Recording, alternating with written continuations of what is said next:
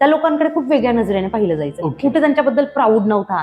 या लोकांचं बाहेर काहीतरी अफेअरच असेल, यांना उगाच नखरे करायला आवडतात. आणि त्यावेळेस पूर्ण दिवस काम केलं ना, जर मला एक ब्रायडल पॅकेज भेटलं तर त्यावेळेस मला पूर्ण दिवसाचे 5,000 रुपये भेटायचे की मी ह्या 100 जणींवर फ्रीमध्ये मेकअप करेल. जर मला मेकअप जमला तर मी ह्या फील्डमध्ये उतरेल, नाहीतर नाही उतरणार. बऱ्याच वेळा मला पाण्यात बघितलं होतं, गेलं होतं की मी मिडल क्लास आहे, मी लोअर आहे, गरीब आहे, एक मला वागणूक वेगळी द्यायची. पण तिथे गेल्यावर एक कळालं, यार मी स्वप्न पाहू शकते. मग तिथे मी असं स्वप्न पाहिलं, एक दिवस ना इथं माझी पण ऑर्डर आली पाहिजे. मग मला ते कळालं, यार मी माझ्या स्टुडंटला पण ही स्वप्न दाखवली. असं झालं, मी एका मॉडेल शूटला त्यावेळेस 25-30 हजार रुपये खर्च केला होता. पेजवर टाकल्या आणि माझ्या झप ब्रायडल ऑर्डर एका मागोमाग 3 कॅन्सल झाल्या. बऱ्याच असं होतं की सावळी स्किन किंवा डस्की स्किन किंवा थोडं पिगमेंट आलेली स्किन, असं स्किन मॉडेल म्हणून प्रेझेंट केली जात नाही किंवा त्यांचा कोणी असं मेकअप कसा करावा हे शिकवलं जात नाही. मग अशा गोष्टींसाठी तू काय सांगशील? मेहुणे आणि मेहुण्यांचे पाहुणे, हेच पाहुणे जी माहिती सांगत नाहीत ती गोळाबेरीज पॉडकास्टवर असतेच असते, हे तुम्हाला कळलंच असेल. नमस्कार, मी ऋषिकेश. गोळाबेरीज पॉडकास्टमध्ये तुमचं पुन्हा एकदा स्वागत आहे. आज आपण अशा खास एका व्यक्तीला भेटणार आहोत आणि तिची गोष्ट जाणून घेणार आहोत. खरं तर गृहिणी ते सेलिब्रिटी मेकअप आर्टिस्ट हा तिचा प्रवास कसा होता, तिचं आयुष्य तिने एका वेगळ्या वळणावर कसं नेऊन ठेवलं. तिच्या हातात मेकअपचा ब्रश आला तर ती नुसतं चेहऱ्यावर नाही तर तुमच्या आत्मविश्वासावर पण रंग चढवते. आजची गेस्ट आहे माधुरी खेसे. तर चला सुरुवात करूयात गप्पांना आणि माधुरी ताईकडून जाणून घेऊया. पण त्याचबरोबर आपण हे जाणून घेणार आहोत, मोवा मेकअप आर्टिस्ट किंवा मेकअप आर्टिस्ट फील्डमध्ये कुठले काळेबेरे आहेत, त्याच्यानंतर त्या गोष्टी कशा घडल्या आहेत, त्याचबरोबर त्या गोष्टींकडे कसं बघितलं जातं, त्याचबरोबर इंस्टाग्राम रील्स आणि सोशल मीडियामार्फत काय इमोशनली गोष्टी घडत आहेत का आणि त्याचा हा लोकांवर काय परिणाम होतो किंवा मुलांवर त्याचा काय परिणाम होतोय.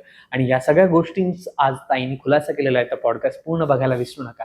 त्याचबरोबर तुम्ही चॅनलवर नवीन असाल तर चॅनलला लाईक आणि सबस्क्राईब करायला विसरू नका.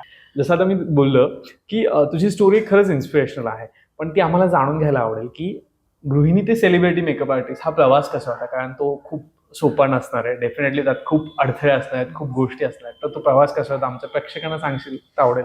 नमस्कार.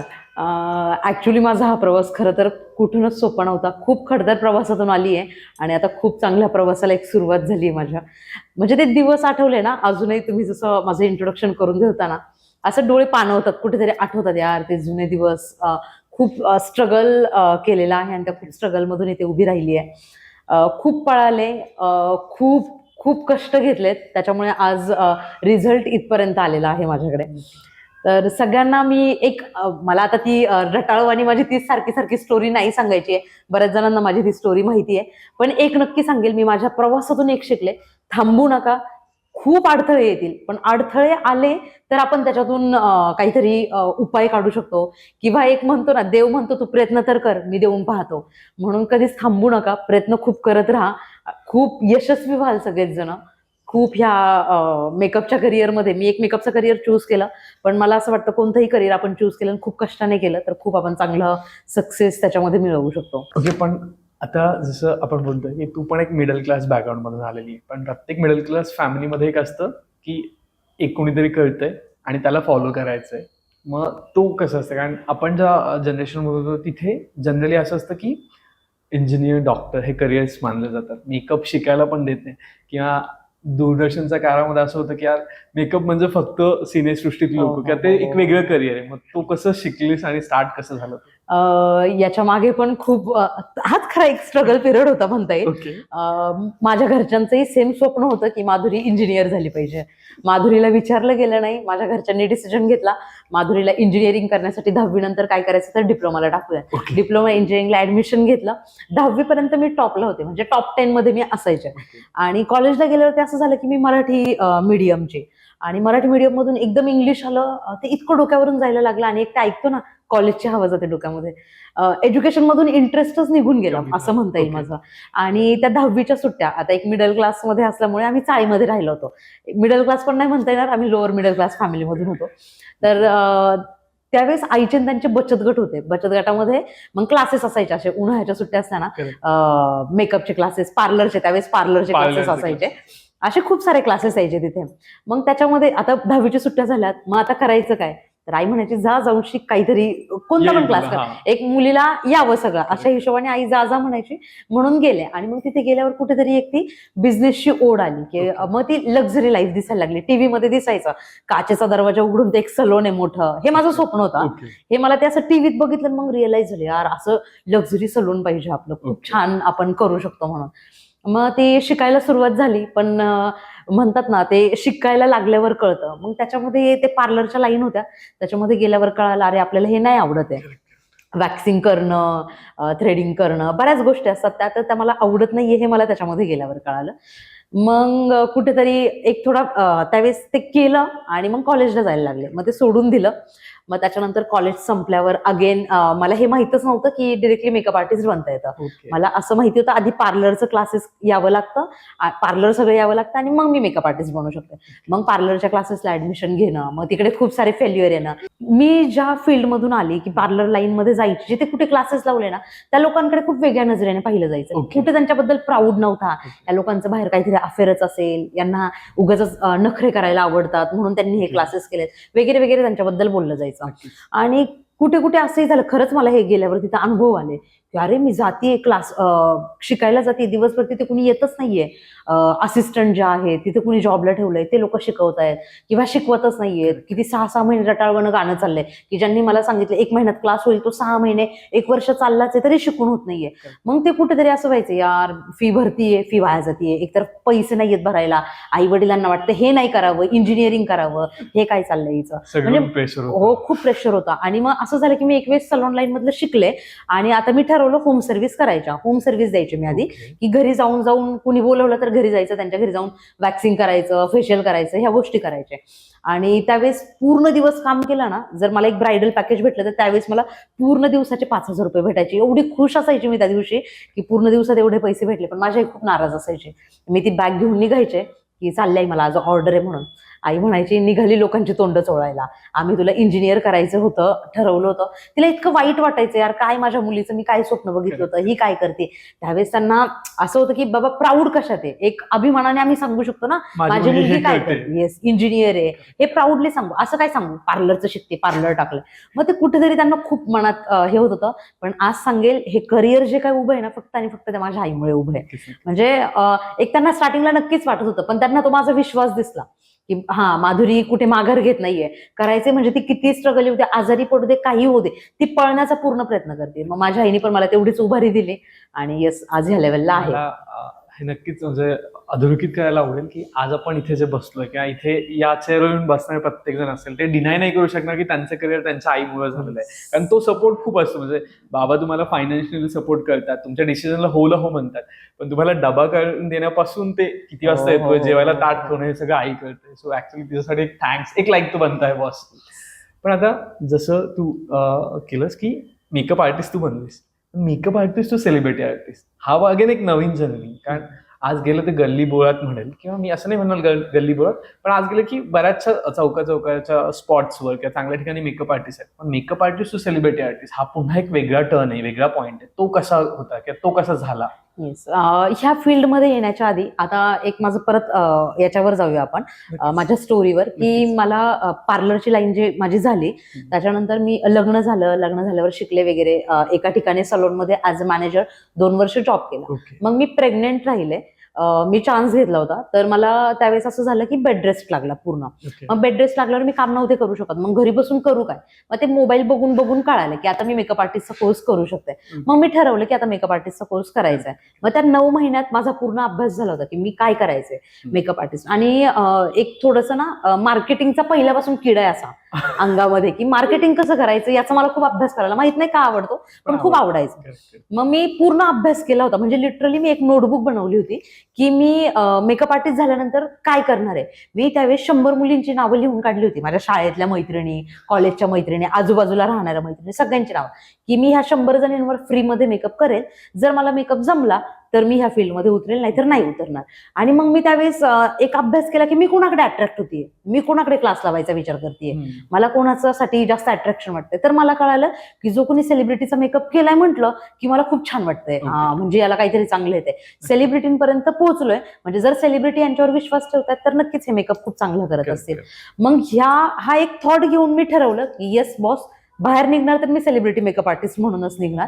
आणि मग माझी ती जर्नी चालू झाली. मेकअप आर्टिस्ट झाल्यानंतर माझ्या भावाच्या लकीली ओळखीने काही कॉन्टॅक्ट झाले. मी खास नाव घेईल एका सेलिब्रिटीचा, अमृता मालवतकर म्हणून एक सेलिब्रिटी होती. तिचा सगळ्यात पहिल्यांदा मी सेलिब्रिटी शूट केलाय. म्हणजे इतकं मला तिच्याबद्दल भरभरून असं येतं ना. आम्ही खूप कॉन्टॅक्टमध्ये नाही आता, पण मी माझ्या सक्सेसला पूर्णपणे जे आहे ना माझं करिअर चांगलं जाण्याचं मागं, तिला मी श्रेय देते. का? कारण त्या दिवशी जेव्हा मी तिचा पहिल्यांदा मेकअप केला त्यावेळेस मला ना 3-4 तास लागले होते मेकअपला. आणि माझ्या एका रिलेटिव्हच्या, मी जसं सांगितलं मी मिडल क्लास फॅमिलीमधून आहे, मी ते हॉटेल वगैरे बुक नव्हते करू शकत, कोलॅबरेशनमध्ये शूट ठरलं होतं. मग एका माझ्या रिलेटिव्हच्या घरी बोलवलं त्यांना मुंबईमध्ये, आणि ते तिथे आली पण ती घरी. आणि मेकअप करायला मला लिटरली 3-4 तास लागले. काही बोलली नाही, उलट इतकं गोड कौतुक की छान करते माधुरी, तू छान करते. तिचा तो एक पाठिंबा होता ना की येस तू करते. तिने कुठेच मला ऍटिट्यूड नाही दाखवला, तुला जमत नाही, पाण्यात बघणं नव्हतं कुठे. कारण मी जेव्हा क्लासेस करत आली ना, बऱ्याच वेळा मला पाण्यात बघितलं होतं, गेलं होतं की मी मिडल क्लास आहे, मी लोअर आहे, गरीब आहे, एक मला वागणूक वेगळी द्यायची. आणि त्यात माझं कम्युनिकेशन थोडंसं, मी गावाकडचा असा टोन येतो माझ्या ह्याच्यामध्ये, त्याच्यामुळे बऱ्याचदा मला असं पाण्यात पाहिलं गेलं की बाबा हिला काय येणार आहे असं. पण तिने जी साथ दिली, तिने जे मोटिवेट केलं मला, माधुरी तुला जमतंय, मग तो ना माझा कॉन्फिडन्स वाढत गेला. जर पहिल्या दिवशी मला ती सेलिब्रिटी भेटली असती, तिने जर असं केलं असतं ना, नाही यार काहीला जमतंय का, कशाला करते, हा जो टोन असता ना, माझा दुसऱ्या दिवशी सेलिब्रिटी करण्याचा कॉन्फिडन्स नसता वाढला. त्याच्यामुळे मी खरंच सांगेल, तिने जो कॉन्फिडन्स वाढवला माझा, सगळं श्रेय मी तिला देईल. आणि त्याच्यानंतर मी जी सेलिब्रिटी आर्टिस्ट म्हणून काम चालू करायला लागले, कॉन्फिडन्स वाढला. आणि प्रत्येक वेळेस आज एक झाली, मग दुसरी, मग नंतर मला कळालं, इंस्टाग्रामवरून मेसेजेस केले की आपण लोकांपर्यंत पोहोचू शकतो. मग सगळ्या इंस्टाग्रामवर सगळ्या सेलिब्रिटींना, जेवढ्या सेलिब्रिटी माहिती आहेत तेवढ्या सगळ्या सेलिब्रिटींना मेसेज करून टाकले. लिटरली मला आठवतं एकदा एका सेलिब्रिटीचा, म्हणजे स्टार्टिंगलाच मेसेज केला आणि लगेच 2-3 तासात एका सेलिब्रिटीचा मेसेज आला. मी आपल्याशी खाली फरशीवर झोपली होती की चला आपलं चाललंय इंस्टाग्राम. लिटरली मी नाचत उठले होते, म्हटलं आई तुला माहिती कोणाचा रिप्लाय आलाय. आणि नेमक्या मी तिची सिरियल पाहत होतो त्यावेळेस. असं इतकी खुशी होती ना की बाबा चला. आणि ती जी जर्नी स्वामींच्या कृपेने जी चालू झाली ती खूप चांगली चालू आहे माझी आत्ताही. नक्कीच. आता तुझी जर्नी तर आपण ऐकली आहे, पण जसं मी मगाशी पण बोललो की आपल्याला या इंडस्ट्रीबद्दल पण थोडंसं जाणून घ्यायचं. कारण जसं तुझी जर्नी तर आहेच इन्स्पिरेशन, पण एक इंडस्ट्री म्हणून काय आहे, किंवा मेकअप आर्टिस्ट आजकाल खूप लोक बनत आहेत. पण बेसिकली मला असं विचारायचं की सौंदर्याचे निकष तुझ्या दृष्टिकोनातून काय आहेत? कारण मेकअप आर्टिस्ट तू आहेस, तू छान करतेस, उत्तम आहे, पण तरी पण सौंदर्याचे निकष किंवा ज्याला आपण सुंदरता म्हणतो, ती तुझ्या दृष्टिकोनातून काय आहे? मला असं वाटतं, जर एक मुलगी, एक स्त्री आतून कॉन्फिडंट असेल ना, तिच्यासारखं सुंदर कुणीच नसू शकतं. पण तो कॉन्फिडन्स यायला पण आहे ना, एक तो वेळ यावी लागते. म्हणजे मी स्वतःचं उदाहरण सांगेल. मी एकेकाळी अशी इतकी डिप्रेशन मध्ये गेली होती, मी असं गुगलवर वगैरे शोधायची, कुणी मला मराठी कसं बोलायचं शिकवेल का. मी जी माझा टोन तो थोडासा गावठी येतो, त्याने मला इतकं लोकांनी डिमोटिवेट केलं होतं ना, मग तो कॉन्फिडन्स नव्हता माझ्यात. मग मी किती पण छान असू दे दिसायला किंवा मला काही असं वाटतं, मला तो कॉन्फिडन्सच नव्हता. त्याच्यामुळे मी नेहमी मेकअप करू दे, काही करू दे, माझ्यात तो कॉन्फिडन्स लेवल नसल्यामुळे मी नेहमी डाऊन असायचे. पण जी प्रगती झाली आणि मी स्वतःला ठरवलं, नाही यार माझा विकनेस आहे ना हा, मी त्याच्यावर काम करेल. मेकअपने सुंदर बाहेरून दिसू शकतो, ते तात्पुरतं आहे, हे नेहमी सांगेल. मेकअप 2 तास टिकेल, 8 तास टिकेल, आम्ही गॅरंटी देतो, 10 तास टिकेल, 12 तास टिकेल, पण आजचा दिवस उद्या काय. जर तुम्ही आतून तुमचं सौंदर्य छान खुलवलं ना, तर तुम्ही खूप चांगलं ह्या आयुष्यामध्ये काहीतरी मिळवू शकता. सो बी कॉन्फिडन्स. आमच्यासारख्या पुरुषांनी काय करायचं? कारण मेकअप म्हटलं की बऱ्याचदा स्त्रियांकडे बघितलं जातं, आणि पुरुषांसाठी हे क्षेत्र अजून तितकंसं ओपन नाहीये. मे बी सेलिब्रिटींसाठी असेल, पण रेग्युलर पुरुषांसाठी ते नाहीये. मग त्याच्यात असं होतं का कुठेतरी दुहेरी मापदंड आहेत? नाही, अजिबात नाही. आता जनरेशन खूप बदलत आहे. मी पाहते आधीच्या काळी माझ्याच लग्नाच्या वेळी की ग्रूम मेकअपला वगैरे तेवढं काही इम्पॉर्टन्स नव्हतं. आता मी जेव्हा वेडिंगला जाते ना, वेडिंग ब्रायडल सोबत ग्रूम माझ्याकडे बुक असतो म्हणजे असतो. सो हे बदलतंय. असं नाही, हा पण डेली रुटीन मध्ये मुलं मेकअप नाही करत, त्याला मे बी अजून खूप वेळ लागेल किंवा मुलांना मे बी गरजही नसेल त्याची. पण मुलं असे कॉन्फिडंट असतात ना जास्त, त्याच्यामुळे मला नाही वाटत मुलांना गरज आहे. पण असं कुठे जाणवतं का की काही फक्त मेकअपमुळे काही स्पेसिफिक वर्गातल्या स्त्री आहेत त्यांच्यावर दबाव आणला जातो, किंवा जसं तू पण म्हणालीस की तू पण इनिशियल डेजमध्ये ते स्ट्रगल केलेस की तुला दिसत नाहीये छान किंवा बोलता येत नाही छान म्हणून तो दबाव होतो. मग सोशल मीडियामुळे तो पण काही लोकांवर दबाव होतो का की हे लोक करतायत आणि आपण तसं नाहीये, आणि मग त्याला कसं सामोरं झालं पाहिजे, किंवा ज्या गृहिणी आज तुझा पॉडकास्ट बघतात किंवा तुला एक सक्सेसफुल झालेलं बघतात, तू त्या गृहिणींसाठी काय सांगशील जर त्यांना असं कुठे फील होत असेल किंवा असं कुठे दबाव येत असेल तर? नक्कीच. म्हणजे ही खरंच खूप दुःखाची गोष्ट आहे ऍक्च्युली. आणि मी हा सांगेल, तुम्ही म्हटलात ऍक्च्युली की स्त्रियांसाठी काय द्याल, पण मी खूप जणांचं ऐकलंय, माझे बरेच जण इंटरव्ह्यूज मुलंही ऐकत असतात किंवा मुलींचे नक्कीच. स्त्रिया सांगत असतात त्यांच्या मिस्टरांना, ऐका ह्या मॅडमचं. तर मी त्यांनाही सांगेल, तुम्ही प्लीज आपल्या ज्या वाईफ आहेत त्यांना ना दुसऱ्यांसोबत कम्पेअर नका करू. जनरली काय होतं सोसायटीमध्ये, आई झाली की करिअर बंद होतं किंवा खूप मोठा गॅप घेतात, स्टॉप लागतो, नव्याने सुरुवात कशी करायची नाही. पण तुम्ही समर्थाला घेऊन सुद्धा पॉडकास्ट करताय की आता ती रडत आली आणि तुम्ही घेतलं आणि ती म्हटलं नाही मी आन्सर पण देणार आहे आणि हे पण करणार आहे. तर मला म्हणायचं ती उमेद कशी येते, आणि बाकीच्या अशा लोकांना काय सांगाल जे जॉब सोडतात किंवा जॉब थांबवतात किंवा करिअर थांबवतात? ऍक्च्युली बाळ माझं इतकं गोड आहे ना की एक ते मला मोटिवेशन भेटतं की चला करायला पाहिजे. आणि त्यातल्या त्यात एक खरंच फॅमिली सपोर्ट खूप इम्पॉर्टंट आहे. आणि जसं मी एक ठरवलं होतं की पहिल्यापासूनच, ही माझी सेकंड बेबी आहे, मला फर्स्ट बेबी पण आहे, मी ठरवलं होतं की बाबा बेबी जेव्हा होईल, मी लिटरली शेवटचे दिवस प्रेग्नन्सीचे म्हणजे माझी डिलिव्हरीच्या आधी 8 दिवसापर्यंत मी काम करत होते. तेव्हाही मी ठरवलं होतं मी पूर्ण काम करणार, आणि समर्था जशी 3 महिन्याची होईल की माझा एक बेड रेस्ट संपेल की मी रिकवर होईल पूर्ण, मी लगेच कामाला चालू करणार. तर हिला मी बऱ्याचदा फील्डवर ऑर्डरला घेऊन गेली, कारण मी तेव्हा फक्त फीडिंग करायचे आणि मला तिला मी मोठं करताना मला कुठे कॉम्प्रोमाइज नव्हतं करायचं.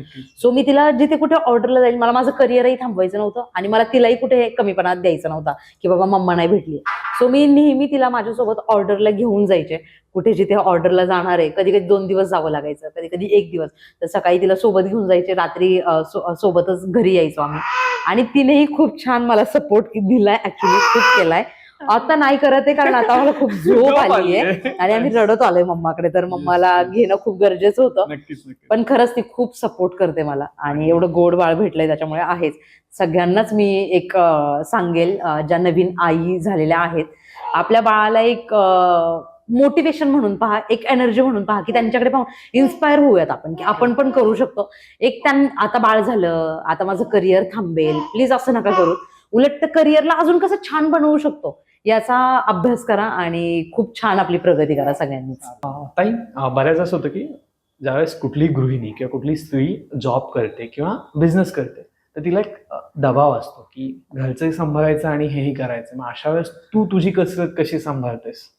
ऍक्च्युली ही तारेवरची कसरत असते, जशी आता आपण पाहतोय. माझा मोठा मुलगा स्कूलला जातो, तर त्याला सकाळी स्कूलला सोडवण्यापासून स्वतःच्या फिटनेसकडे लक्ष द्यायचंय. घरातलं स्वयंपाक आहेच, तो कोणत्या स्त्रीला सुटलेला नाहीये, त्याची सगळी तयारी करायची आहे. घरातली काही कामं असतात, त्यात मग मुलांना वेळ देणं, दिवसभर क्लासेस घेणं. क्लासेसमध्ये सगळ्यांना अशी अपेक्षा असते की मुलींना पण, माझ्याकडे जे कुणी ऍडमिशन घेते की यार मॅमने त्यांना वेळ द्यावा. घरी गेल्यावर असं वाटतं यार 5 मिनिटं तरी थोडं रिलॅक्स बसावं. तर घरात जसा पाऊल टाकत नाही, जसं हिने आत्ता केलंय, पाऊल टाकलं की मम्मा पाहिजे, त्या दोघांनाही मम्मा पाहिजे असते. मग ते असं होतं की अरे नाही, मला स्वतःसाठी कुठे टाइमच भेटत नाही. खूप वेळा असं होतं की इतकी फ्रस्ट्रेट होते मी आयुष्यामध्ये, यार असं संध्याकाळी बेडवर पडलं की असं वाटतं यार का जगतीये मी, काय धावपळ आहे माझ्या आयुष्यामध्ये. म्हणजे खूप रोल पार पाडावे लागतात दिवसभरात, एक रोल नाही पार पाडावा लागत. आईचा रोल आहे, घरातला स्वयंपाक करण्याचा रोल आहे, त्याच्यानंतर घरातली कामं आहेत, क्लासेसमध्ये जायचंय, इथे ऍज अ मेकअप आर्टिस्ट काम करायचंय. तो दिवस इतका थकून जातो. लिटरली असं होतं कधी कधी, यार देवा प्लीज 24 तासातले तास वाढव, 24 तास पुरत नाहीयेत मला. मग त्या गोष्टींमध्ये खरंच खूप मोठी कसरत आहे. आणि बाबा लोक आहेतच. आमचा बाबा, मी लकीली म्हणजे माझ्या मिस्टरांचं नाव कुंदन आहे, पण मी त्याला बाबा म्हणते. ही मुलं त्याला बाबा म्हणतात म्हणून मी बाबा म्हणते. तर खूप चांगला सपोर्ट करतो ऍक्च्युली तो मला. पण आहेच, शेवटी मुलांना जबाबदाऱ्या तेवढ्या नसतात जेवढी मी घरी गेल्यावर मुलं माझ्याकडे येतात ना मम्मा मम्मा करत पळत, तेवढी बाबाकडे नाही जात. मग काही झालं की त्यांना मम्माच लागते. सो आहे, त्या गोष्टींमध्ये कुठेतरी थोडं काम झालं पाहिजे. तरी विचार की फॅमिली सपोर्ट कसा आहे? मी बघितला ऍक्च्युली आता समोरच्या सोबतचा, पण तरी तुला विचारायचं की फॅमिली सपोर्ट कसा आणि त्यांच्याबद्दल काय सांग? ऍक्च्युली फॅमिली सपोर्ट शिवाय ना ह्या गोष्टी होऊ शकत नाही. मला असं वाटतं फॅमिली सपोर्ट असणं खूप गरजेचं आहे. मला पण जेव्हा मी हे करिअर सुरुवात केलं, आधी खूप फॅमिली सपोर्ट नव्हतं. जसं मी सांगितलं, आईला त्यांना वाटत होतं इंजिनियर व्हावं, ह्या गोष्टींमध्ये आले. पण एक आता माझ्या सगळ्यात माझा एक बॅकबोन म्हणता येईल ना, तर कुंदन आहे, म्हणजे माझे मिस्टर. त्याने इमोशनली फायनान्शियली खूप सपोर्ट केलाय मला, की बाबा कर, तू कर, नेहमी त्याचं असं असायचं. म्हणजे मी इतके क्लासेस फेल केलेत माझे, की मी प्रत्येक क्लासला फी भरायचे आणि रिटर्न येऊन पूर्ण डिमोटिवेट झालेले असायचे, यार बाबा काही शिकवतच नाहीयेत, पैसे वाया गेले वाटतं आपले, असं खूप टेन्शन मध्ये यायचे. मग एक दिवस मी त्याला असंच म्हटलं, खूप थकून गेले होते मी पण विचार करून करून. एक दिवस त्याला म्हटलं, काय रे बाबा, तुला असं वाटत नाही का तू एवढे पैसे लावतोय माझ्यावर? त्याने खूप छान उत्तर दिलं होतं त्यावेळेस. म्हटलं, अगं माझा घोडा लंगडा नाहीये, एक दिवस नक्की पळेल, आता मी पैसे लावेल, नंतर तो पैसे आणेल. तर खरंच आज आम्ही दोघंही जेव्हा कधी असं फिरायला गेलो, आम्हाला असं लॉंग वॉक खूप आवडतात. जेव्हा असं आम्ही छान दोघं जण फिरतोय आणि खूप छान गप्पा होतात, आमचा एक क्वालिटी टाइम आहे, त्यावेळेस असं नेहमी आमचा विषय होतो त्या टॉपिकवर, की बघ तू आता किती अचीव्ह केले तुझ्या आयुष्यामध्ये, तर खूप चांगलं करतेस म्हणून. तर मला असं वाटतं की एक आपल्या हक्काच्या माणसाचा जर सपोर्ट असेल ना, आपण खूप अचीव्ह करू शकतो. एवढाच नाही, मला त्याचा घरच्याही गोष्टींमध्ये कधीच असं नाही तक्रार करणार, आज जेवायला नाही ना, आज माधुरी घरी, तर मी बाहेर खाईल, मी हे करेल, ती करेल, मुलांना सांभाळेल, अशा खूप गोष्टींचा त्याचा सपोर्ट आहे. आणि याच्या सोबतच माझ्या माहेरच्या लोकांचा पण खूप सपोर्ट आहे याच्यामध्ये. माझी आई, माझा भाऊ, माझी बहिणी, मामाचे लोक हे ना कंटिन्यू घेऊन सांभाळत असतात. आता जसं पाहिलं, समर्थ 5 मिनिटासाठी आली तर मला तिला कसं हँडल करावं लागलं, सगळे कसे तिला हँडल करत, रडते तर घेऊन जाणं. तर मी एक ना, जेव्हा कामाला जाते तेव्हा मी एक खूप रिलॅक्स आई असते. माझ्या डोक्यामध्ये असं ते टेन्शन नसतं, यार माझ्या मुलांनी घरी खाल्लं असेल का, आता झोपले असतील का. तर एक मला माहिती आहे की घरी त्यांना सांभाळणारी जी व्यक्ती आहे ना, ती माझ्यापेक्षा जास्त प्रेम करणारी, म्हणून मी खूप निश्चिंत आहे. तर मग त्याच्यामुळे माझं लक्ष इकडच्या कामावेळी इकडेच लागतं, घरच्या कामावेळी घराकडेच लागतं. सो ते खूप इम्पॉर्टंट आहे. त्याच्यामुळे ही माझी गाडी खूप रुळावर छान चालली आहे. आता जसं तू फॅमिली सपोर्ट झाला, तुझी स्टोरी सांगितली, पण आता आपल्याला थोडंसं टॉपिकच्या वेगळ्या साईडला जायचं आहे, की जे आज आपल्याला इंस्टाग्रामवर दिसतंय, की बऱ्याच असं होतं ना, खूप चांगले फॉलोअर्स गेन केले, तुम्ही एक इन्फ्लुएन्सर झालाय, मग काही नाही तर चला मेकअपचा बिझनेस टाका. तर असं होताना दिसतंय किंवा जाणवतंय, मग तुला पण ते जाणवतंय का, तुला ते कळतंय का की किती गरजेचं स्किल आहे हे, म्हणजे काय चुकलं तर काय घडू शकतं बेसिकली? हे ना इन्फ्लुएन्सरच्या हातात आहे. त्यांनी एखाद्याने ठरवलं तर तो खूप चांगलं स्किल आत्मसात करू शकतो आणि खूप चांगलं शिकवू पण शकतो. असं मी म्हणणार नाही की प्रत्येकच इन्फ्लुएन्सर वाईट आहे. खूप सारे इन्फ्लुएन्सर आहेत की ज्यांनी खूप चांगलं स्वतःला ट्रेन केलं आणि खूप चांगले क्लासेस, खूप चांगल्या लेवलला ते कामं करतायत. बऱ्याच जणांनी बिझनेस चालू केलेत वेगळे. तर असंही आहे की मी असेही खूप साऱ्या व्हिडिओज पाहिल्यात की त्यांना स्वतःलाच काही नॉलेज नाही आणि उगाचच करायचंय म्हणून करतायत. तर त्यावेळेस खरंच हे ज्याचा त्याचा प्रश्न आहे ऍक्च्युली, की त्यांनी क्लासेस घ्यायचे का नाही घ्यायचे, त्यांनी ह्या फील्डमध्ये उतरायचं की नाही. पण मला नक्की वाटतं की क्लासेस लावणाऱ्याचा मोठा रोल आहे. As a makeup artist me class म्हणते. ऍक्च्युली खूप गोष्टी आहेत, इन्फ्लुएन्सर खूप सारे बिझनेस करतायत. पण अगेन मी सांगेल, आता माझ्याकडे जर एखादी मुलगी येते, कोणाला क्लासची एन्क्वायरी करायची, तर माझा प्रश्न झाला की मला क्लास घ्यायचा आहे, पण क्लास करणाऱ्याकडे खूप सारे पॉइंट आहेत की त्याने कुठे क्लास लावावा, हा त्याने अभ्यास करावा आणि ह्या जाळ्यातून किती अडकायचंय का, ह्या जाळ्यातून आपण त्या पॉईंटकडे येऊयात की तुला ते पॉईंट स्वतःहून एक्सप्लेन करायला, जेणेकरून लोकांनाही कळेल. पण त्याच्या आधी मला असं एक प्रकर्षाने विचारायचं तुला, की असं वाटतं का कुठेतरी खूप स्मूथ मेकअप, खूप असं बडेजाव लाईफस्टाईल आणि लोकांना कुठेतरी इमोशनल करून जे मेकअप आर्टिस्ट आहेत ते किंवा जे मेकअपचे क्लासेस रन करतात ते अट्रॅक्ट करायचा प्रयत्न करतात? पहिली गोष्ट तर फिल्टर, त्याच्यामुळे सगळं त्या इंस्टाग्रामवर प्रॉब्लेम झालेले आहेत. बरेच मेकअप आर्टिस्ट असं करतात, मेकअप समोर इतका वाईट झालेला असतो तो, आणि त्याला फिल्टर लावून एडिट करून घेऊन इतके छान व्हिडिओ टाकतात आणि बिचारे जे फॉलोअर्स आहेत ते आपले त्याला भुलतात. ते मी एक इमेज नेहमी पाहत असते. एक ऍपलचा फोटो असतो, ऍपल इकडून खाल्लाय का हे इकडच्यांना नाही दिसत, ह्या फॉलोअर्सना नसतो माहिती इकडे काय, पण इकडे खाल्ला गेला हे आम्हाला माहितीये. तसंच काय होतंय, लोक आजकाल इन्फ्लुएन्सर जे आहेत किंवा कुणी इन्फ्लुएन्सरच नाही म्हणता येणार, खूप सारे मेकअप आर्टिस्ट आहेत, जे फ्रेशर मुलं पण आहेत, काही मुली आहेत की जे स्वतःचा मेकअप मी खूप छान करते बाबा हे करण्यासाठी कंटिन्यू फिल्टर लावून ते व्हिडिओ पोस्ट करणं, आणि मग त्यांना ऍक्च्युअल फील्डवर गेल्यावर खूप निगेटिव्ह रिव्ह्यू येतात की काय मेकअप केला, चांगलाच नाही झाला, लॉंग लास्टिंग नव्हता, अमुक तमुक खूप सारे रिप्लाय येतात. याच्यासाठी फक्त आणि फक्त एक्सपिरियन्स गरजेचा आहे. तुम्ही एक्सपिरियन्स घेऊन तुम्ही वर्क छान करा तुमचं, की माझ्याकडे कामाने लोक आले पाहिजेत, माझ्याकडे लोक इन्फ्लुएन्स होऊन नाही आले पाहिजे. म्हणजे माझा लाईफमध्ये एक मोठो होता की मला असं वाटतं, माझ्या भावाला मी मेकअप केला ना, त्याला खूप नाही आवडत काय केलंय असं असतं, म्हणजे पहिल्यापासून ना, एकदम सुरुवातीची वेळ सांगतेय. मग आता तर त्याला एक युज टू झालाय, तरी मला खूप असं हेवी नाही आवडत. तर मी स्वतः फार सिंपल याच्यामध्ये असते. पण मग ते असं होतं की अरे आपल्या भावाला काय आवडत होतं, जर चुकून एखाद्या वेळेस मेकअप वेगळा करून गेला की त्याची रिॲक्शन, काय केलंय, नागिन बनून आली, बाहुली बनून आली, तर मला ह्या रिॲक्शन नाही आवडत. मग माझ्या डोक्यात आले यार मी जर मिडल क्लास आहे तर माझ्यासारख्या मिडल क्लास खूप जण आहेत. मग मी प्रत्येकांचा अभ्यास केला, तर तेव्हा कळालं अरे नाही, एका भावाला, एका वडिलांना, एका नवऱ्याला त्यांना हीच अपेक्षा असते की आपली बायको, आपली बहीण, आपली मुलगी जी आहे ना तीच दिसावी, तिला भावली करून आणलेलं नाही दिसावं. मग मी त्यांच्यासाठी काम करायला लागले. अरे हा, त्या मुलीला मी किती छान सिम्पल सोबर ठेवू शकते. मग त्याच्यातून ते एक लोकांना चांगलं वाटायला लागलं आणि माझे खूप सारे लोक ती कामामुळे माझ्याकडे येतात. प्लीज अशा लोकांना गाईड कर जे इमोशनली कनेक्ट होऊन मेकअप आर्टिस्टकडे जातात क्लासेस करायला, की त्यांनी काय बघितलं पाहिजे, कुठल्या गोष्टींना टिक केलं पाहिजेत, की क्लास लावायचा आधी, की कोणाकडे क्लास लावायचा आणि कुठल्या गोष्टी त्यांनी टिकमा केलाय, ओके ह्या मिळत आहेत तरच मी क्लास लावला, नाही तर मी नाही लावणार. सगळ्यात पहिल्यांदा तर मला वाटतं त्यांचे रिव्ह्यूज चेक करावे.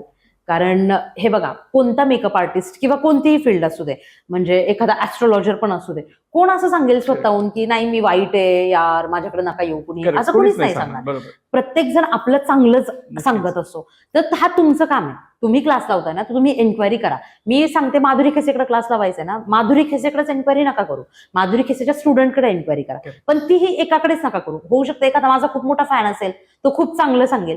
होऊ शकतं एखादा माझा खूप मोठा दुश्मन असेल, तो माझ्याबद्दल निगेटिव्ह सांगेल. 4-5 ठिकाणी एन्क्वायरी करा आणि कोणाला जास्त मग त्याला तुम्ही प्राधान्य द्या की हे बाबा याच्याकडे क्लास लावला पाहिजे. सगळ्यात पहिल्यांदा तर मी सांगेल रिव्ह्यूवर काम केलं पाहिजे. त्याच्यानंतर त्या माणसाला मार्केटमध्ये किती एक्सपिरियन्स आहे, म्हणजे फक्त सांगायला एक्सपिरियन्स आहे का की मी 4 वर्ष करते, 5 वर्ष करते, का मी सांगायला सांगते 6 महिने केलाय, 10 वर्ष झालं करते, ऍक्च्युअल मध्ये किती ब्राईड केल्यात, ऍक्च्युअल मध्ये किती वर्क केलंय, त्याला फोकस केला पाहिजे. आणि सध्या एक खूप मोठा प्रॉब्लेम चाललाय इंस्टाग्रामवर की काय करतात सगळेजण, ब्रायडल मेकअप आर्टिस्टचं त्यांना स्वतःलाच नॉलेज नसतं आणि ते मेकअप आर्ट ज्या स्टुडंट आहेत त्यांना सगळ्यांना मेकअप शिकवतायत ब्रायडलचे, तर ते एक फार चुकीचं आहे. त्यांनाच एक्सपिरियन्स नसतो आणि ते काय शिकवणार, त्याच्यामुळे त्यांच्या स्टुडंटचं पण मला वाटतं माझ्याकडे स्वतःकडे ह्यावेळी आता असं झालंय, मी जसं माझा एक्सपिरियन्स वाढत चाललाय, माझ्याकडे लिटरली क्लासमध्ये आता 40 to 45% स्टुडंट एक्सपिरियन्स यायला लागलेत, जे कुठेतरी क्लासेस केलेत ऑलरेडी, फसलेत किंवा मेकअप करून त्यांच्याकडून शिकलोय, पण ते ऑन फील्ड गेले की हे मेकअप नाही असे ऍक्च्युअल मध्ये चालत नाही. आता आपण एसी मध्ये बसलोय, एसी मध्ये छान थंड वातावरण असेल, माझ्या मेकअपला काहीच नाही होणार. पण मी तेच घामाच्या ठिकाणी असेल तर माझ्या मेकअपला त्रास होऊ शकतो. मग ह्या सगळ्या गोष्टी त्या एक्सपिरियन्स पर्सनला, जो ब्रायडल मेकअप करतो ना, त्याला ह्या सगळ्या गोष्टी माहिती असतात. म्हणून तो एक अभ्यास केला पाहिजे की आपण कोणाकडे जातोय ते, आणि बाकी की तिथलं ऍटमॉस्फिअर कसं आहे, किती पॉझिटिव्हिटी आहे, सगळ्यांकडे लक्ष दिलं जात आहे का, की असिस्टंट लोक शिकवत आहेत, त्या सगळ्या गोष्टींकडे लक्ष देऊन तिकडे गेलं पाहिजे. आता त्याचबरोबर असं होतं, मी बघितलंय की जो कोणी सेलिब्रिटी मेकअप आर्टिस्ट आहे किंवा नॉर्मल मेकअप आर्टिस्ट आहेत जे क्लासेस घेत आहेत, ते बोलतात की आम्हाला 12-13 वर्षांचा अनुभव आहे. आफ्टर 12-13 वर्षानंतर ते जर एवढं छान मेकअप करायला शिकले, तेव्हा 45 डेज किंवा 60 डेजचा जो क्लास पिरियड असतो त्याच्यात ते तेवढं शिकवतात का, किंवा तेवढं ते करून घेतलं जातं का? ऍक्च्युली क्लासेस याच्यासाठी असतात की तुम्हाला एक नॉलेज भेटावं, त्याची टेक्निक कळावी, हे कसं करायचंय. कोणतीही गोष्ट असू दे, म्हणजे मी माझ्या क्लासेसमध्ये तर स्वयंपाकाची उदाहरणं प्रचंड देत असते. पहिल्या दिवशी जेव्हा चपाती करतो आपण आपल्या आयुष्यामध्ये, त्या दिवशी ती गोल नाहीये, पण जेव्हा तो एक्सपिरियन्स, हो, पण तो एक्सपिरियन्स घेतो ना, तसं एकदम छान गोल ती फुगणारी चपाती बनते.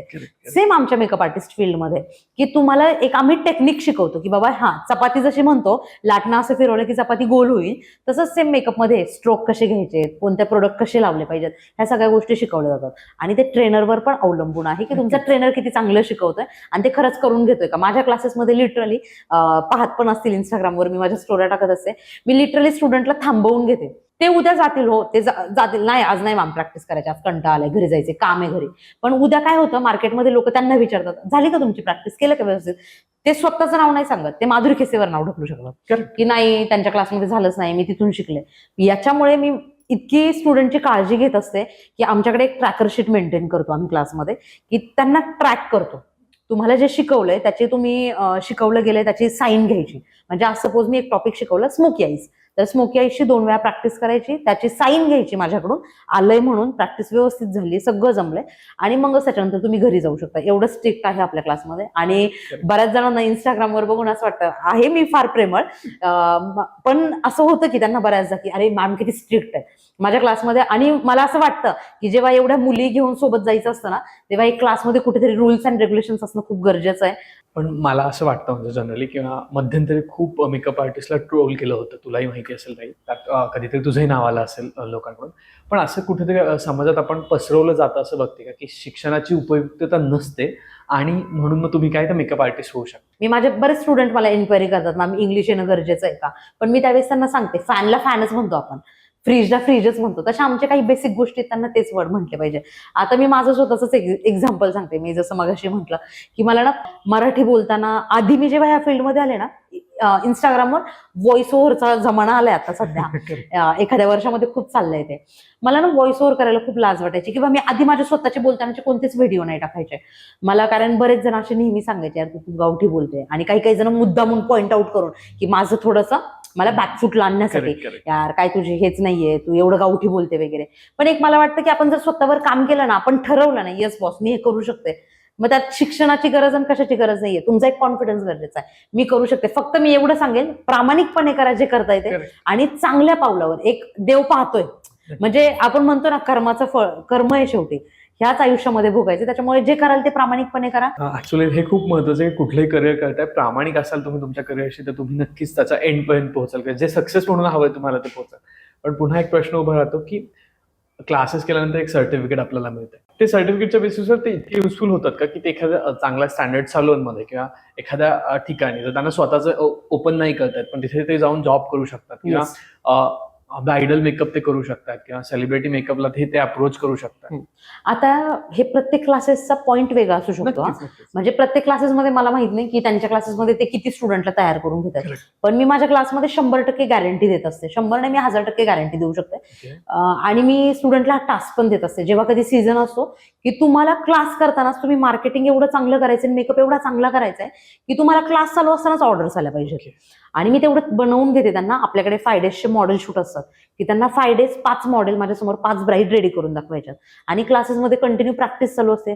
सो ते इतक्या कॅपेबल होतात की त्यांना. आणि मी एक ब्राह्मण काका कसे असतात लग्नामध्ये, नवऱ्या मुलीला घेऊन या, मामा काका लोक येतात, पाडा नवरीला आणा नवरीला, तशी मी त्यांची बनलेली असते, ब्राह्मण काका मामा काका. माझ्या मुलींना माझी अशी सवय, 5 दिवस जेव्हा मॉडेल शूट असतात, पहिल्या दिवशी मी त्यांना 4 तास देते, तुम्ही 4 तासात मेकअप करा. नेक्स्ट डे तो 3.5 तास होतो, दुसऱ्या दिवशी अर्धा तास कमी, अर्धा तास कमी, असं करत करत लास्ट डेला त्यांना 1.5 तासात पूर्ण मेकअप करायचा असतो.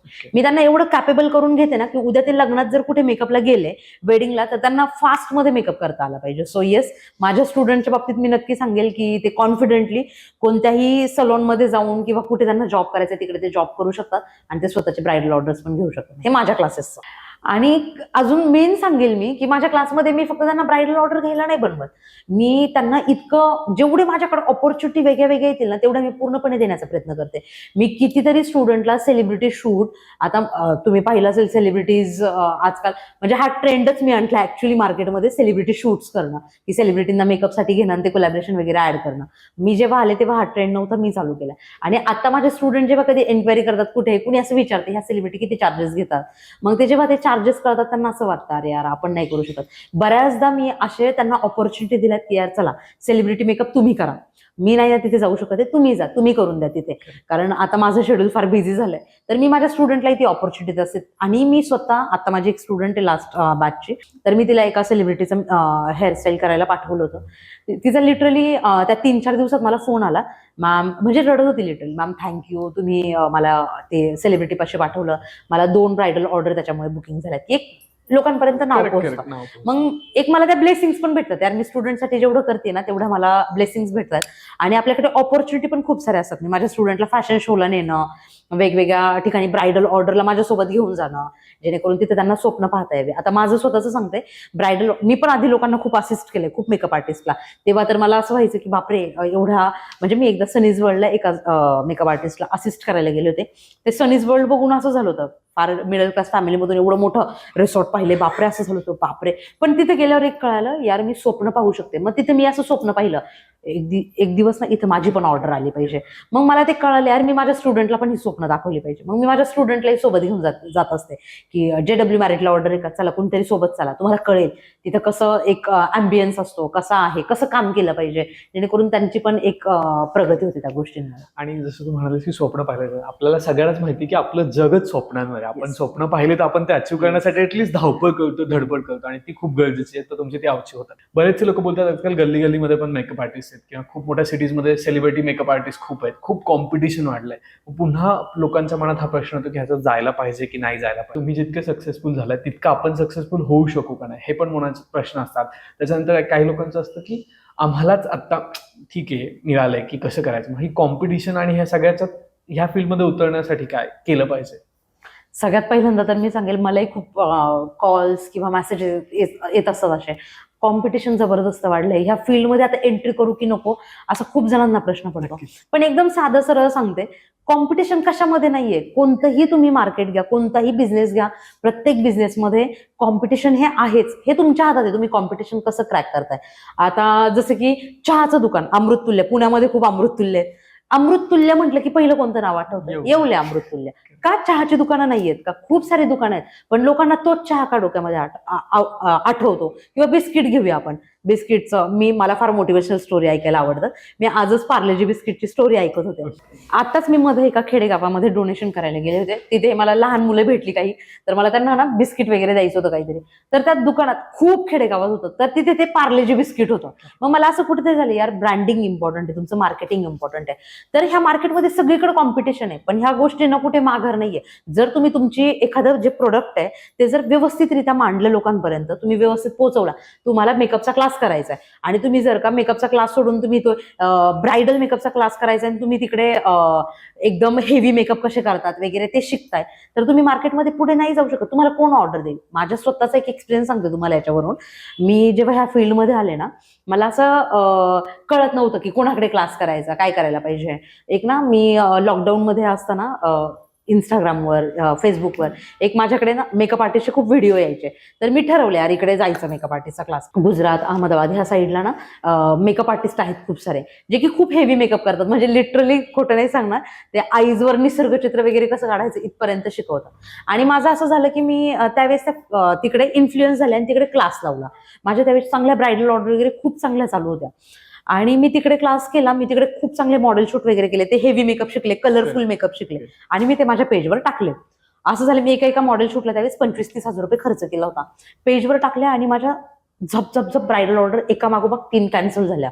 मी पहिल्या वेळेस जाऊ दे म्हटलं, दुसऱ्या वेळेस जाऊ दे म्हटलं, तिसऱ्यांदा जेव्हा झालं, मी माझ्या निगेटिव्ह गोष्टींवर फार काम करत असते. मग मला असं कुठेतरी मनात एक शंकेची पालखी चुकली. म्हटलं अरे काहीतरी झालंय. तेव्हा मी ते ब्राईडला परत एन्क्वायरी केल्या, त्या ज्या माझ्या कॅन्सल झाल्या होत्या. त्या म्हटल्या मॅडम तुम्ही आता पेजवर जे टाकताय ना, तुम्ही आता तेच कराल. मग मला कुठेतरी अरे फील झालं, म्हटलं जो दिखताय वो बिकताय. मी आता मेकअप हे शिकून आले, हे लोकांना आवडत नाहीये. याने माझं काय झालंय, ब्रायडल ऑर्डर कॅन्सल व्हायला लागलाय. हेच होतं, नवीन ज्या येणाऱ्या मेकअप आर्टिस्ट आहेत त्यांना हेच माहित नाहीये की मी नक्की क्लास कोणाकडे लावायचे, काय शिकायचं. आता माझ्याकडे, मी जसं मगाशी म्हटलं, माझ्याकडे 40-45% स्टुडंट असे एक्सपिरियन्सवाले येत आहेत. मग त्यांचं पण असं झालंय, आधी कुठेतरी क्लास कर, मग सुरत साईड, गुजरात साईड तिकडे जाऊन क्लासेस करा, मग परत दुसरीकडे जा. इतकी खिचडी होते त्यांच्या आणि त्यांना होतं अरे यार मला जमतच नाहीये. त्यांचे क्लासेस लावण्याचे डिसिजन चुकतायत, त्याच्यामुळे ते कुठेतरी हे मार खात आहेत. आणि मला वाटतं तुझ्याकडे तो अनुभव पण आहे की इतक्या क्लासेसमध्ये जाऊन आल्यानंतर तुला माहिती की कुठे काय शिकवलं जातं आणि कुठे शिकलेलं काय गरजेचं. मी खूप प्राऊडली सांगेल, माझा क्लास कस्टमाइज क्लास आहे. मी जे फेल्युअर खाल्लंय, मी ज्या फेल्युअर मधून आली आहे ना, मी त्याच्यातून माझा क्लास घडवलाय. मला काय अपेक्षा होती त्या क्लासमध्ये गेल्यावर? मला वाटायचं की यार मी गेल्यावर तिथं नुसतं एक क्लास होता, जेव्हा मी माझा मोठा मुलगा आहे कविश, त्याला मी फीड करायचे. माझ्या आईने मला सांगितलं होतं तू 3 तासात घरी आली पाहिजे, कारण तो 3 तास झोपायचा. तू जर तेवढ्या वेळात इथे आली तरच तुला मी क्लास करून देईल. आणि तो असं होतं की मला वाकडलं जायचे मी त्या क्लासला. 1.5 तास प्रवासाला 1.5 तास यायला, म्हणजे 1.5 तास प्रवास होता आणि 1.5 तास तिथे शिकायचंय. मी त्यावेळेस तिथे त्या सरांना अशी रिक्वेस्ट करायची, प्लीज शिकवा ना. पण त्यांचं असं नाही, आजचं एवढंच होतं, आज एवढं शिकवणार आहे. मग ते असं व्हायचं, यार मला अजून शिकायचंय सर, तुम्ही शिकवा ना वेगळं, हे तर येतंय. पण त्यांनी कधी लक्षच नाही दिलं. मग मला असं झालं की यार माझ्या क्लासमध्ये हे नाही झालं पाहिजे. मुलींना सोशल मीडिया जमत नाही. खूप साऱ्या माझ्याकडे वाईफ म्हणजे ज्या लग्न आया आहेत, प्रॉपर मुलं 10वीला 12वीला अशा आहेत. आणि बऱ्याच मुलांचं मी हेही पाहिलं की मुलं आपल्या आईला खूप असं तुला काय आता करायचंय, अशा हिशोबाने ती मुलं मोबाईल पण शिकवत नाही आपल्या आईला. मी बऱ्याच जणांना मी स्वतः हाताला धरून, माझ्या क्लासमध्ये तर सेपरेट लेक्चर आहे, रील्स कसे बनवायचे, सोशल मीडिया कसा हँडल करायचा. पण जे लोक मोबाईलला युज टूच नाहीत त्यांना हे जमतच नाही. मी हे माझ्या क्लासमध्ये सगळं बनवलंय. की माझा क्लास मॉडिफाय आहे, माझा क्लास कस्टमाइज आहे. सो माझ्या स्टुडंटचा सक्सेस रेशो हा 98% आहे. नक्कीच. जसं मी म्हटलं, माझा क्लासमध्ये पूर्ण पोर्शन कस्टमाइज असतो. मला सगळ्यात महत्वाची ह्या एक्सपिरियन्समधून एक गोष्ट कळाली की कस्टमर नीड्स खूप इम्पॉर्टंट आहेत. कस्टमरला ज्या गरजा आहेत ना, त्या जर आपण पुरवल्या की आपलं खूप आपण चांगल्या वेने करू शकतो. जसं माझ्या क्लासेसमध्ये मी जे घेते जास्त ब्रायडलवर फोकस करते. ब्रायडलसाठी काय लागतं ह्या गोष्टींचा आम्ही अभ्यास केला. ब्रायडलला सटल मेकअप लागतात, ब्रायडलला नॅचरल मेकअप लागतात, ब्रायडलला रशियन हेअरस्टाईल नाही लागत. मधला काळ तर बापरे कमालीचा गेला. लोकांना असं झालं तर रशियन हेअरस्टाईल बापरे किती छान छान हेअरस्टाईल करताय त्या. सो मधल्या काळामध्ये ना रशियन हेअरस्टाईलचा एवढा बाजार उठला होता लिटरली. असं ना मुलींना वाटायचं बापरे मला रशियन हेअरस्टाईल येत नाही, मी ह्या करिअरमध्ये राहू शकत नाही. पण ऍक्च्युली लोकांनी कस्टमर नीड्सवर काम नाही केलं. रशियन हेअरस्टाईल करायला इतका टाइम लागतो, एक हेअरस्टाईल करायला कमीत कमी 3 तास लागतात. मी सांगते जेवढं 5-6 वर्षाचा अनुभव घेतलाय ब्राईडचा, लग्नात कधी कधी शेवटच्या मेकअपला 10-15 मिनिटं पण भेटत नाहीत. नक्कीच. इतकी घाई असते. मग मला कळत नाही कस्टमर नीड्स इथेच अगेन येतं की जी रशियन हेअरस्टाईल तुम्हाला करायला 3 तास लागतात तुम्ही ती ब्राईडवर करू शकत नाही. तुम्हाला जरी सकाळी ब्राईडने खूप टाइम दिला तरी ती देऊन किती देते, 2 तास 2.5 तास, त्याच्यापेक्षा जास्त नाही देत ब्राईड टाईम. आणि आय गेस महाराष्ट्रीयन ब्राईड मध्ये रशियन हेअरस्टाईल बघणार नाही बघत. मी तेच सांगते, पण हे कळायला खूप वेळ लागला ऍक्च्युली. बऱ्याच असं होतं की सावळी स्किन किंवा डस्की स्किन किंवा थोडं पिगमेंट आलेली स्किन असं स्किन मॉडेल म्हणून प्रेझेंट केली जात नाही, किंवा त्यांचा कोणी असं मेकअप कसा करावा हे शिकवलं जात नाही. मग अशा गोष्टींसाठी तू काय सांगशील? हा अनुभवाचा अगेन आहे. जी गोष्ट आहे ती अनुभवाची आहे की ज्या मेकअप आर्टिस्टला स्वतःवरच विश्वास नाही की मी एका डस्की स्किन टोनवर मेकअप करू शकते, एका प्रॉब्लेमॅटिक स्किनवर मेकअप करू शकते, ते लोक घाबरतात. ते लोक नको म्हणतात. तुम्ही जर माझ्या पेजवर जाऊन स्वतः चेक कराल ना, मी problematic skin, dusky skin tone, आपण सगळ्या स्किनवर मेकअप दाखवतो. म्हणजे मी बऱ्याचदा असंही केलंय की बाबा तुमच्याच माझ्या क्लासमध्ये कोणालाही वाटलं ह्या स्टुडंटवर मेकअप दाखवा तर आपण तोही दाखवतो. हा मला असं वाटतं अनुभवाचा खेळ आहे सगळा. आणि मला अजून एक विचारायला आवडेल की आता सपोज कोणीतरी स्टुडंट आहे तुझ्या क्लासचा किंवा बाहेरच्या कोणाच्या क्लासचा, ते बाहेर गेलेले आहेत, ते छान करतायत त्यांचं आणि त्यांना एखादी चांगली ऑर्डर मिळाली आणि त्यांनी ॲज अ इन्फ्लुएन्सर म्हणून तुमच्याकडे बघताना किंवा तुम्हाला टॅग केलं किंवा तुम्हाला रिप्लाय दिलाय, तर तू माझा स्टुडंट आहे म्हणून त्याला तितक्याच प्रकर्षाने रिप्लाय देते का? कारण माझं असं आहे की आता जर माझे गुरु आहे तर माझ्यासाठी सगळ्या इमोशन्स आहेत तुझ्याकडे, पण मग ज्यावेळेस मी तुला टॅग करतोय किंवा तुला रील कोलॅबरेशन मागतोय त्यावेळेस तुम्ही तितके ओपन अप असता का? कारण बऱ्याचदा असं बघितलंय, बरेचसे लोक फक्त स्टुडंट आणि टीचर एवढं ठेवतात, झाले तुमचे पैसे संपले, तुमचे दिवस संपले, जा. खरं तर माझा सगळ्यात मोठा हा प्लस पॉईंट, मी माझ्या जुन्या स्टुडंटच्या सगळ्यांच्या कॉन्टॅक्टमध्ये.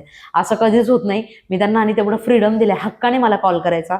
मी सगळ्यांसोबत असते. एकदा फोन करा, नाही उचलला त्यांनाही माहिती असतं लेक्चरमध्ये असताना फोन घेता येत नाही. 2दा फोन करा, 3दा फोन करा, मी नाही तर कोमल मामा आहेतच. मी सगळ्या स्टुडंटच्या कॉन्टॅक्टमध्ये असते. कोलॅबरेशन मी उलट त्यांना, माझ्या क्लासमध्ये हा रूल आहे की अरे तुम्ही मला स्टोरीला रिपोस्ट करा, कोलॅबरेट करून छान छान व्हिडिओ बनवा, जेणेकरून मी तुमचं, माझ्याकडे जर माझ्या इंस्टाग्रामला 2 लाख फॉलोअर्स आहेत तर त्याचा तुम्ही फायदा करून घ्या पुरेपूर, की जर तुम्ही काम चांगलं केलं तर मी तुमच्यापर्यंत लोकांना पोहोचवू शकेल की बाबा हे एवढं चांगलं काम करताय, तुम्ही यांना काम द्या. माझ्याकडे पहिल्या बॅच पासून ते 23व्या बॅच पर्यंतचा सगळा डेटा आहे. आमच्याकडे वेगवेगळे फोल्डर्स बनवून ठेवले आहेत. कोणत्या रिजन मधून कोणता मेकअप आर्टिस्ट आहे, नाशिकवरून कोण आले, अमरावतीवरून कोण आले, अशा. आणि बऱ्याचदा आता माझं स्वतःचा नोव्हेंबर डिसेंबर पूर्ण सीझन बुकड आहे. मग बऱ्याचदा त्यांचं असं विचारणं होतं, मॅम तुमचे कोणी स्टुडंट भेटतील का? मी माझ्या स्टुडंटला ऑर्डर्सही देते, म्हणजे जे लोक खरंच चांगलं काम करतात, अगेन की काम पण चांगलं पाहिजे त्यांचं. आणि बरेच स्टुडंट असे असतात, आता तुम्ही म्हणाल परत माझ्याकडे क्लास केला तर काम चांगलंच पाहिजे, पण असंही बऱ्याचदा होतं की मी किती डोकं फोडून सांगितलं ना तरी ते त्यांच्या मनाला जे वाटतंय ते तेच करतात. मग त्यावेळेस असं कुठेतरी होतं की नाही बाबा, मग ज्यांचं मला काम चांगलं वाटतंय त्यांच्यापर्यंत आपण ऑर्डर्सही देण्याचं काम करतो. आणि नक्कीच ते असणंच, कारण शाळेत सगळेच पहिल्या नंबरवाले विद्यार्थी नसतात, काहीतरी बॅक बेंचर आहेत, तो क्लास असो किंवा शाळा असो, ते तर आहेच. आता तुला सगळ्यात एक शेवटचा क्वेश्चन आहे, या थ्रू आउट द पॉडकास्ट तुला कोणाला थँक्यू म्हणायचं असेल किंवा जसं आता नवरात्रीचा सीझन आहे तर तुला कोणाला ग्रेटफुल म्हणायचं असेल आणि कोणाविषयी खूप अशा भावना आहेत पण त्या व्यक्त नाही केल्यात, त्या करायच्या असतील तर प्लीज आमच्या प्लॅटफॉर्म तू कराव्यात अशी आमची इच्छा आहे. अगेन मी तेच सांगेल की माझ्या करिअरमध्ये ज्या लोकांचा मोठा वाटा आहे ना, मी हे स्वप्नच पाहू नसते शकले. मला ह्या म्हणजे माझे जे 4 माणसं आहेत त्यांना मला खूप कळकळीने म्हणा, ऍक्च्युली मी 4 माणसं नाही म्हणू शकत, माझी फॅमिली खूप मोठी आहे. पण माझ्या मामाच्या घरचे एक, त्यांचं नाव घेऊयात फॅमिली, माझ्या मिस्टरांचं मगासपासून गुणगान गातीये, तो एक कुंदन आहेच की त्याच्याशिवाय होऊ शकत नाही. पण माझी आई आणि वहिनीचं नाव जास्त घेईल. माझा भाऊ पण आहेच कंटिन्यू मागे, पण वहिनी म्हणजे असं म्हणतात ना लोक की बाबा एखाद्याच्या वहिनीवर डिपेंड असतं, म्हणजे भावाची बायको. Correct. तिनेच जर माझ्या मुलांना नीट नसतं सांभाळलं, घरात वातावरण चांगलं नसतं ठेवलं, काहीच नसतं होऊ शकलं. ती स्वतःचा विचार कमी करते पण माझा विचार जास्त करते. ताईंना आज काय खायला पाठवू का, त्यांनी दिवसभर जेवलं असेल की नाही, मी कुमल्लू म्हणजे माझी मुलं जी आहेत त्यांना काही कमी पडतंय का. तिने जे प्रेम केलंय ना मुलांना आणि जे आमचं घर टिकवून ठेवलंय ना, खरंच हॅट्स ऑफ आहे. आणि एक तुम्ही क्वेश्चन नाही विचारलाय पण तरी मी सांगेल, आपल्याला एक आयडॉल मानतो आपण की एक कोणतरी इन्स्पिरेशन आहे आपल्या आयुष्यामध्ये.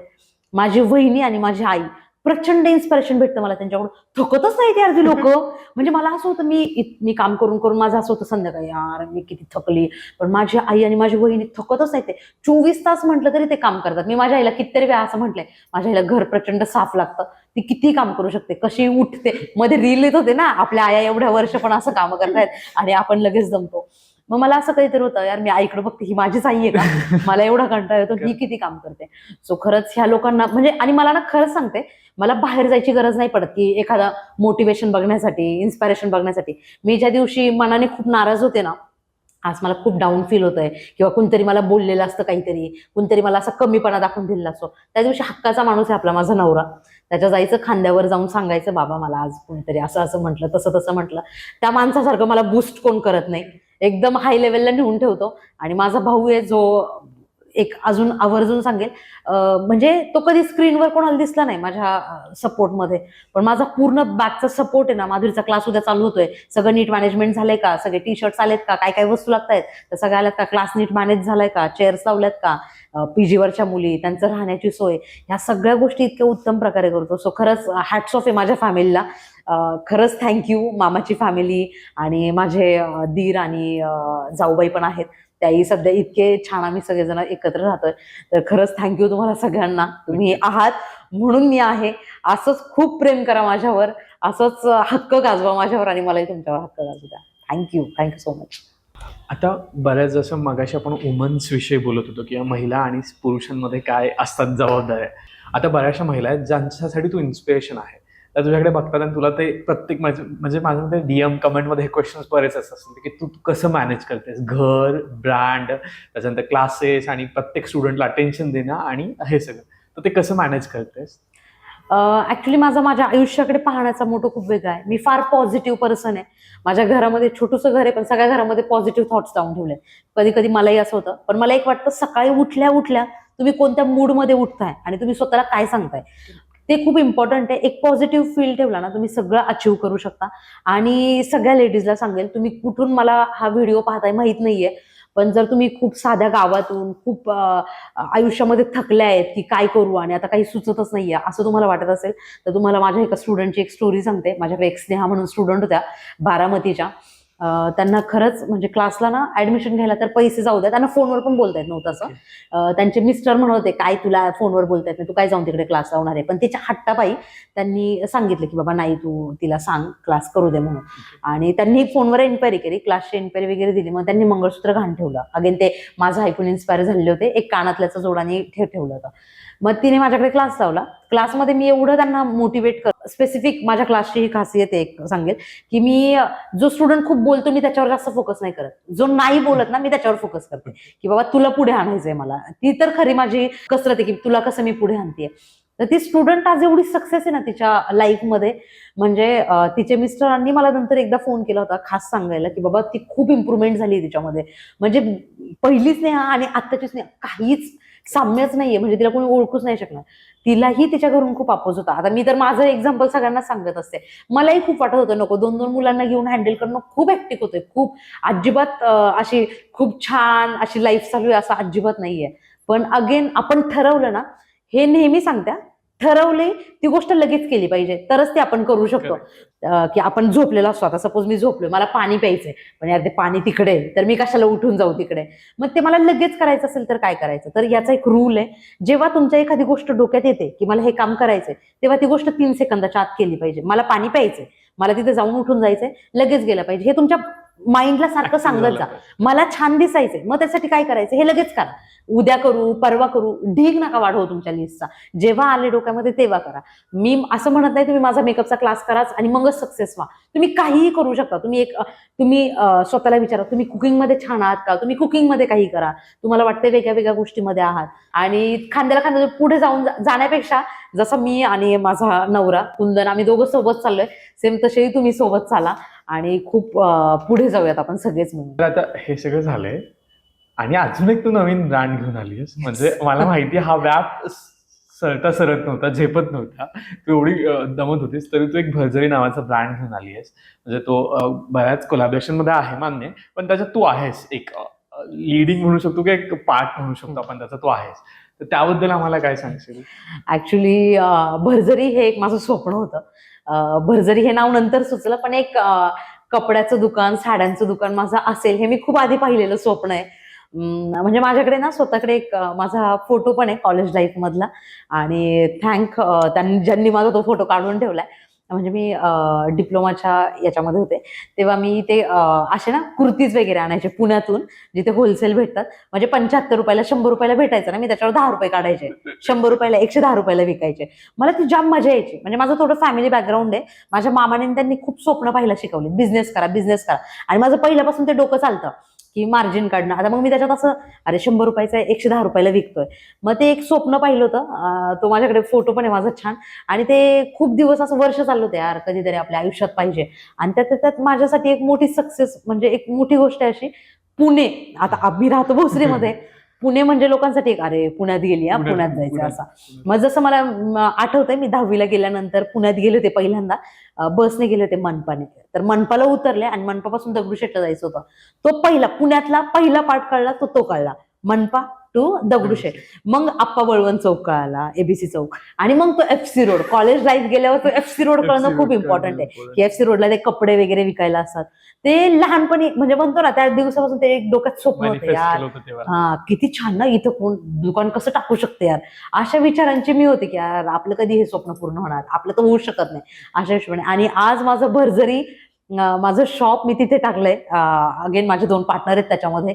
आता माझ्या सध्या डोक्याला एवढे व्याप आहेत ना की त्याच्यामुळे मी एकटी तर करूच नव्हते शकत. सो जे पार्टनर आहेत ते खूप चांगले आहेत. एक निधी म्हणून आहे पार्टनर, ती पूर्ण वेळ ते सांभाळते, आणि एक सेलिब्रिटी अक्षय देवधर, ती सगळ्यांना माहितीच आहे. तर आम्ही असं 3 जणी मिळून पार्टनर आहोत त्याच्यामध्ये. आणि टचवूड खूप चांगला आमचा बिझनेस चाललाय. खूप पाहिजे त्याच्यापेक्षा जास्त अचीव करतोय. अशीच स्वामींची कृपा माझ्यावर नेहमी राहो. आणि येस, तुम्ही सगळ्यांनी भरजरीला नक्की व्हिजिट करा आणि शॉपिंग करा. बऱ्याचशा अशा प्रश्नांची उत्तरं दिली की जे प्रश्नांची उत्तर द्यायला बरेच मेकअप आर्टिस्ट नाही म्हणत. आणि त्याचबरोबर तुम्हाला हा पॉडकास्ट कसा वाटला, तुम्हाला यातून थोडं जरी मोटिवेशन करा, थोडी जरी इन्स्पिरेशन मिळालं असेल तर एक कमेंट माधुरीताईसाठी नक्की करा. तिच्या प्रवासासाठी एक कमेंट तर बनत आहे बॉस. त्याचबरोबर तुमच्या मित्रमैत्रिणींमध्ये किंवा तुमच्या रिलेटिव्हमध्ये असं कोणी आहे जे खरंच खचून जातं असं वाटतं किंवा त्याला काहीतरी सुरुवात करायचं पण तो स्पार्क मिळत नाही, त्याच्या सोबत हा पॉडकास्ट शेअर करा. नक्कीच त्याला इन्स्पिरेशन किंवा एक सुरुवात मिळेल की काय केलं पाहिजे, कुठून केलं पाहिजे. डेफिनेटली ते मेकअप आर्टिस्ट किंवा मेकअप क्षेत्राशी नसेल, कुठल्याही क्षेत्राशी असेल, पण तो एक विचार जो म्हणतो तो त्याच्यापर्यंत पोहोचवण्याचं काम तुमचं. तोपर्यंत धन्यवाद. पुढच्या एपिसोडमध्ये भेटूयात नवीन पॉडकास्ट सोबत, नवीन गेस्ट सोबत. थँक्यू.